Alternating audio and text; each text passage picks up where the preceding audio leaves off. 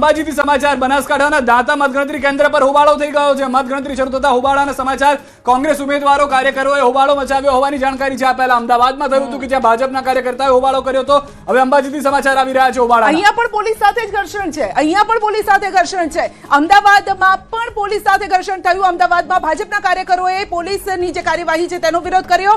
અંબાજીની વાત કરીએ તો અહીંયા કોંગ્રેસના કાર્યકરોએ પોલીસ જે કાર્યવાહી કરી રહી છે ત્યાં, એટલે કે તંત્ર સામે રોષ છે। સવાલ અહીંયા એ છે કે હજુ તો પરિણામ આવવાના શરૂ થશે, એ પહેલા કેમ આટલો બધો હોબાળો થઈ રહ્યો છે? ભાઈ જુઓ કે શું થવાનું છે। અહીંયા આપ જુઓ, કારણ કે જાણે કે હમણાં જ ફેટાફેટી પર આવી જાય એ પ્રકારના દ્રશ્યો સામે આવી રહ્યા છે, એટલો ઉગ્ર અહીંયા વિરોધ થઈ રહ્યો છે। તો આપ જોઈ શકો છો કે વિરોધ અહીંયા હોબાળો, પરંતુ હોબાળાની વચ્ચે આપે નજર રાખવાની છે ન્યૂઝ 18 ગુજરાતીની સ્ક્રીન પર। તરત આંકડા અહીંયા ચેન્જ થશે અને આ સાથે મહેન્દ્ર આપણી સાથે। મહેન્દ્ર, રિએક્શન સૌથી પહેલા કે શા માટે હોબાળો થયો? બિલકુલ સંજય, આપને બતાવી દઉં કે જે રીતે આજે વહેલી સવારથી મતગણતરી હાથ ધરાવવાની હતી અને હાથ ધરાવવાની અંદર ચુસ્ત પોલીસ કાફલો ચુસ્ત બંદોબસ્ત કરવામાં આવ્યો હતો। જ્યારે મતગણતરી શરૂ થનાર હતી તેવામાં કોંગ્રેસના કાર્યકર્તાઓ ભારે હોબાળો કર્યો હતો અને એમ કહી શકાય છે કે ખોટા આક્ષેપો પણ કર્યા હતા। તેને લઈને જો કે અંદર કેમ્પસમાં કોઈને પ્રવેશમાં ન દેવાતા। જી મહેન્દ્ર, આપણે રોકવા માંગીશું વધુ એક જાણકારી એ પણ હાલમાં પ્રાપ્ત થઈ રહી છે કે હવે જે બેલેટ પેપર છે તેની ગણતરી શરૂ થઈ ગઈ છે, એટલે કે આંકડાઓ જે છે તે હવે તરત બદલાતા રહેશે। અત્યાર સુધી જે આંકડા હતા એ બિનહરીફના હતા, પરંતુ હવે ટેલી જે છે તેમાં તુરંત બદલાવ થઈ જશે। પ્રથમ બેલેટ પેપરની મતગણતરીની શરૂઆત જે છે તે થઈ ગઈ છે। સંધ્યા, બિલકુલ બિલકુલ। તો આ સાથે જ આપણી સાથે ગેસ્ટ પેનલ પણ જોડાય છે અને તેમની પાસેથી સૌ પહેલા આપણે રિએક્શન પણ લેવાનો પ્રયત્ન કરીશું। રાજકીય વિશેષજ્ઞ નરેશભાઈ દવે, સિનિયર પત્રકાર આપણી સાથે જોડાયા છે। નરેશભાઈ, આપનું સ્વાગત છે। આ સાથે બીજેપી તરફથી કલ્પભાઈ પટેલ આપણી સાથે જોડાયા છે। કલ્પભાઈ, આપનું પણ સ્વાગત છે। કલ્પભાઈ, પહેલા જે શરૂઆતમાં જે હોબાળો થયો છે, પહેલા તો રિએક્શન આપનું તેના ઉપર લેવું છે। ગુજરાતમાં એટલે અમદાવાદમાં એક હોબાળો થયો છે જ્યાં બીજેપીના કાર્યકર્તાઓ કર્યો છે, અંબાજીમાં હોબાળો થયો કોંગ્રેસના કાર્યકર્તાઓ। સૌપ્રથમ તો ન્યૂઝ 18 ગુજરાતી ન્યૂઝના સૌ દર્શક મિત્રોને મારા નમસ્કાર, જય હિન્દ અને વંદે માતરમ।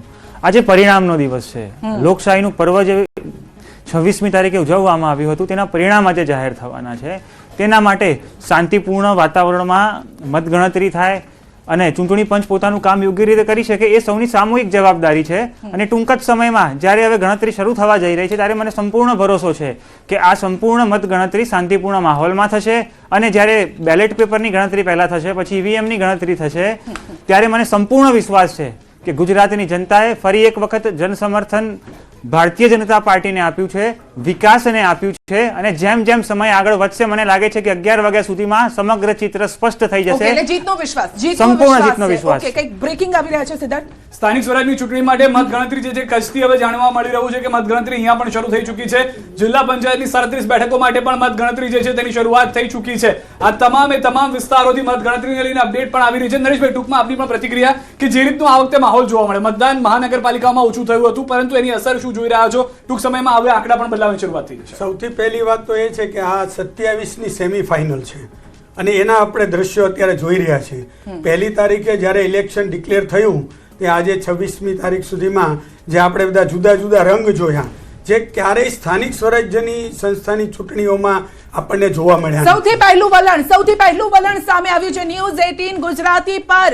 સૌથી પહેલું વલણ અત્યારે સામે આવ્યું છે, રુઝાન સામે આવી રહ્યા છે અને આ વલણના આધારે લુણાવાડા નગરપાલિકાની આ પેટા ચૂંટણી, જી હા, તેનું વલણ વોર્ડ 5માં કોંગ્રેસ આગળ છે। શરૂઆત અહીંયા કોંગ્રેસ આગળ છે, લુણાવાડાની અહીંયા વાત થઈ રહી છે। પિનલભાઈ આપણી સાથે જોડાય છે। પિનલભાઈ, આપનું સ્વાગત છે। કોંગ્રેસ તરફથી પહેલું રિએક્શન, કારણ કે અહીંયા રુઝાન આપની તરફ।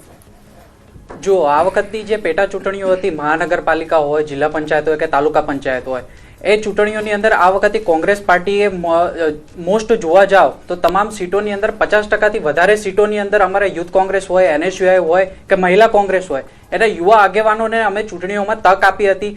એનું જ આજે પરિણામ તમે ટીવીમાં તમે લાઈવ જોઈ શકો છો।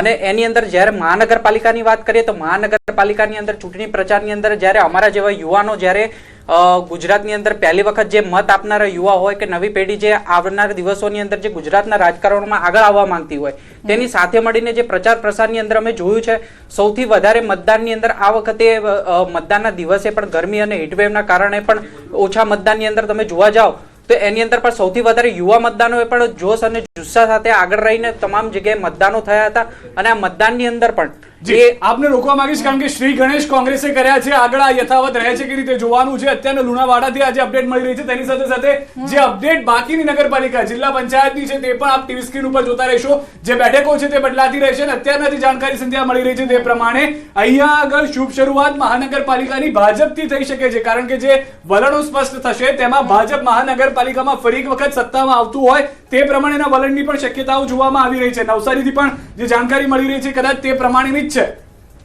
જી બ્રેકિંગ ન્યૂઝ અત્યારે મતગણતરી પહેલા ઉમેદવારો ગળે મળ્યા છે જી હા ઉમેદવારો એકબીજાને ગળે મળ્યા છે અને નંબર 7 ના ઉમેદવાર નેહાલ આ સાથે જ અપડેટ આપી રહ્યા છે ભાજપની જીતનો વિશ્વાસ તેઓએ વ્યક્ત કર્યો છે કારણ કે તુરંત જ અપડેટ આપને આપી રહ્યા છે મતગણતરી પહેલા ઉમેદવારો ગળે મળ્યા છે એટલે એક નરેશભાઈ આ સ્વાભાવિક હોય છે ને ભલે ઓકે આપણે રિએક્શન લઈએ ફરી એકવાર ગુજરાતની પ્રજા ભારતીય જનતા પાર્ટીને આશીર્વાદ આપી રહી છે અને ઓલરેડી આપી દીધા છે હવે એ આશીર્વાદનું સ્વરૂપ બારે આવશે કાઉન્ટિંગ શરૂ થતાં પહેલાં અત્યારે અમારા વોર્ડ નંબર 7નું કાઉન્ટિંગ છે અમને સંપૂર્ણ વિશ્વાસ છે કે અમારી પેનલ જ્વલંત મતોથી વિજયી બનશે